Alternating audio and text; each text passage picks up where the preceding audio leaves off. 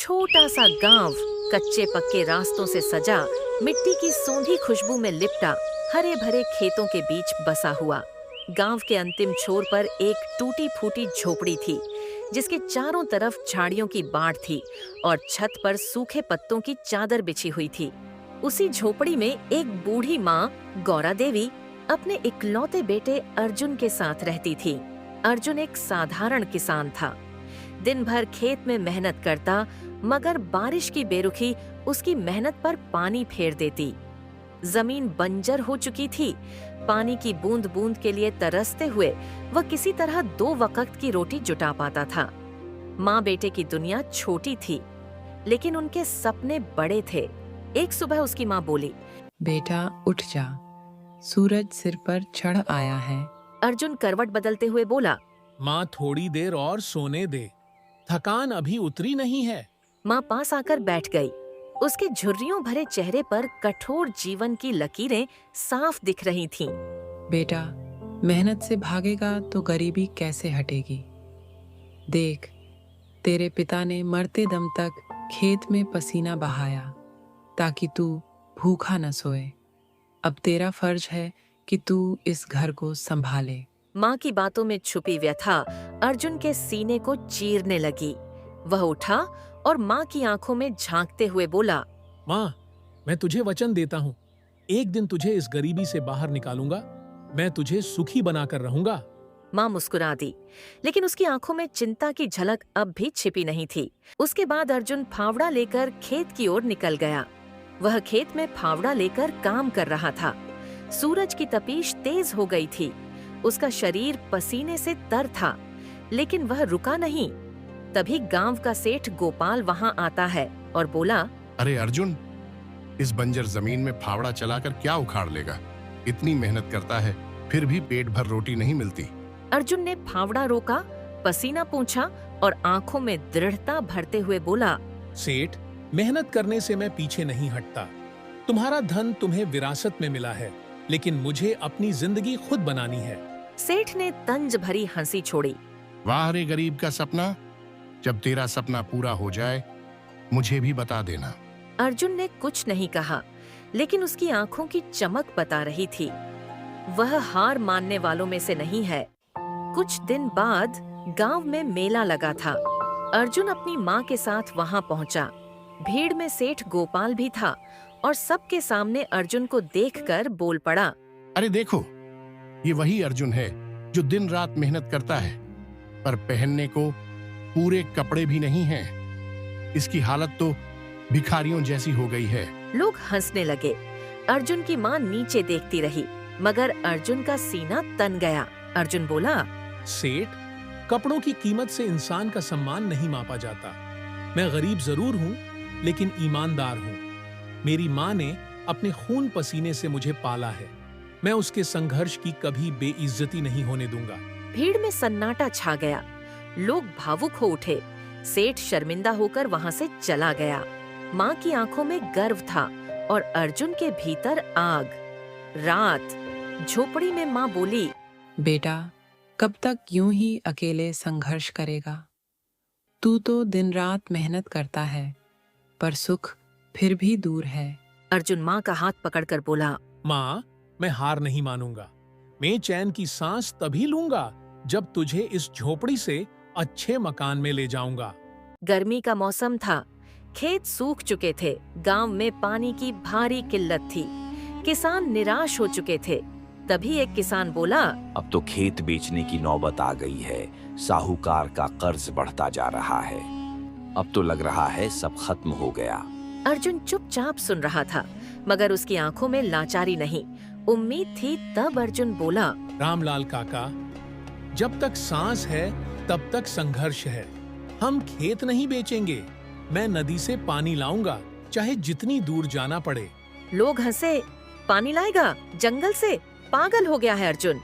लेकिन माँ ने उसकी आंखों में भरोसा देखा और उसे आशीर्वाद दिया। अर्जुन का सफर शुरू हुआ। रोटी की पोटली और लाठी लेकर वह जंगल की ओर निकल पड़ा। रास्ता कठिन था, ऊबड़ खाबड़, कांटों से भरा। धूप सिर पर थी, पैर छाले से भर चुके थे, लेकिन अर्जुन का मन अडिग था। अर्जुन चलते चलते मन ही मन बोला, माँ ने जो दर्द मेरे लिए झेला है, यह तो उसके सामने कुछ भी नहीं। जंगल घना होता गया। पेड़ों की ऊंचाई, जानवरों की आवाजें, सब कुछ डरावना था। अचानक सामने एक बड़ा सा जानवर आ गया। वह जानवर जोर से दहाड़ा और बोला, कौन है रे तू? मैं अर्जुन हूँ, गांव का एक साधारण किसान। पानी की तलाश में आया हूँ। मैं तुझे शिकार बना सकता हूँ। अगर तुम मुझे मार दोगे तो मैं मर जाऊंगा, लेकिन मेरे सपने नहीं मरेंगे। मैं हार मानना नहीं जानता। भालू थोड़ी देर उसे देखता रहा, फिर बोला, तेरी हिम्मत देखकर तुझे छोड़ता हूँ, पर आगे राह कठिन है, तैयार रहना। अर्जुन आगे बढ़ गया। थोड़ी दूर पर एक झील मिली। झील का पानी चमक रहा था, मानो उसमें चांदनी घुली हो। जैसे ही अर्जुन झील के पास गया, पानी से एक जल परी प्रकट हुई। वह जल परी अर्जुन को देखकर बोली, हे युवक, तुम कौन हो? मैं अर्जुन हूँ, अपनी माँ और गांव को बचाने के लिए पानी लेने आया हूँ। क्या तुम मेरी मदद कर सकती हो? फिर वह जल परी बोली, तुम्हारी नीयत साफ है। मैं तुम्हें एक रहस्य बताती हूँ। इस जंगल में एक गुफा है, जहाँ एक राक्षस ने राजकुमारी को कैद कर रखा है। जो उसे आजाद करेगा, उसे राजकुमारी और धन संपत्ति प्राप्त होगी। फिर अर्जुन बोला, गुफा कहाँ है? जल परी ने उसे बताया, इस झील से 3 कोस उत्तर में। लेकिन ध्यान रहे, जादुई जीवों को साधारण हथियार से हराना संभव नहीं। अर्जुन ने उसे धन्यवाद दिया और चल पड़ा। गुफा काली, डरावनी और सन्नाटे से भरी थी। अचानक एक राक्षस रास्ता रोककर खड़ा हो गया। राक्षस ने डरावनी आवाज में अर्जुन से कहा, नादान युवक, तुझे खा जाऊंगा। तेरा अत्याचार अब नहीं चलेगा। मैं तुझे हराकर राजकुमारी को मुक्त करूंगा। लड़ाई शुरू हुई। अर्जुन ने बुद्धिमानी से एक बड़ा पत्थर उठाया और राक्षस के सिर पर दे मारा। राक्षस घायल होकर भाग गया। अर्जुन ने गुफा के भीतर जाकर राजकुमारी को मुक्त किया। वह सोने की जंजीरों में जकड़ी थी। राजकुमारी ने अर्जुन से कहा, वीर अर्जुन, तुमने मेरी जान बचाई। क्या तुम मुझसे विवाह करोगे? फिर अर्जुन बोला, यह मेरा सौभाग्य होगा, पर पहले मुझे अपनी माँ को सुख देना है। दोनों साथ निकल पड़े। रास्ते में एक गहरी खाई आई। राजकुमारी घबराई और बोली, यह खाई तो पार करना असंभव है। अर्जुन ने कहा, डरो मत राजकुमारी, मैं कुछ करता हूँ। अर्जुन ने पास की सूखी बेल को देखा और योजना बनाई। उसने बेल से खाई पार की, राजकुमारी को सुरक्षित पहुंचाया। पर सफर यहीं खत्म नहीं हुआ। अचानक एक विशालकाय जादुई शेर उनके रास्ते में आ गया। उसकी आंखों से आग निकल रही थी। शेर उनको देखकर दहाड़ते हुए बोला, तुम बिना मेरी इजाजत आगे नहीं जा सकते। अर्जुन ने साहस से कहा, अगर तुम लड़ना चाहते हो तो आ जाओ। शेर झपटा। अर्जुन ने पत्थर मारा, असर नहीं हुआ। तभी उसे परी की बात याद आई। उसने पास की लकड़ी को जादुई झरने के पानी में भिगोया। लकड़ी चमकने लगी। उसी से वार किया। शेर दहाड़ते हुए पीछे हट गया। शेर ने माफी मांगते हुए कहा, मुझे माफ कर दो, मैं अब रास्ता छोड़ता हूँ। महल का रास्ता खुल चुका था। राजा रानी ने जैसे ही अपनी बेटी को देखा, खुशी से आंखों में आंसू आ गए। राजा अर्जुन को गले लगाकर बोला, वीर अर्जुन, तुमने जो किया वह चमत्कार है।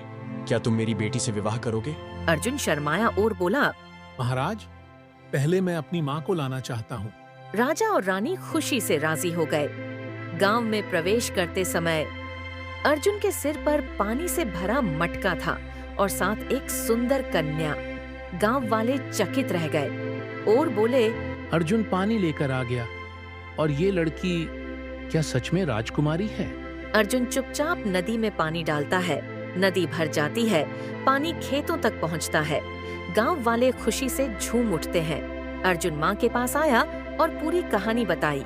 तब माँ ने कहा, जो डटकर मुसीबतों का सामना करता है वह कभी नहीं हारता। माँ की आंखों में आंसू थे, पर वह मुस्कुरा रही थी।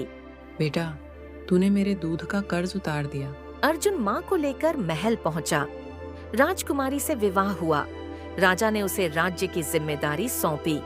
सीख, जो अपने सपनों के लिए लड़ता है, उसके रास्ते चाहे कितने भी कठिन हों, अंत में सफलता उसी की होती है।